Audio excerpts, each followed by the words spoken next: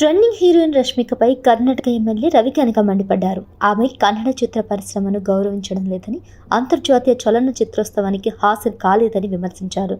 All ఇండియాలోని one of the trending heroine Rashmika. Success ఫెయిల్యూర్కి సంబంధం లేకుండా ఈమె గురించి జనాలు ఏదో ఒకటి మాట్లాడుకుంటూనే ఉంటారు. అప్పుడప్పుడు ఫనీ ట్రోల్స్ లాంటివి కూడా చేస్తూ ఉంటారు. అల్లు అర్జున్ పుష్ప రిలీజ్ తర్వాత మాత్రం ఈమెకు పాన్ ఇండియా లెవెల్లో ఫేమస్ వచ్చింది. ఈ క్రమంలోనే దక్షిణాదితో పాటు హిందీలోనూ నటిస్తూ ఫుల్ బిజీగా మారిపోయింది.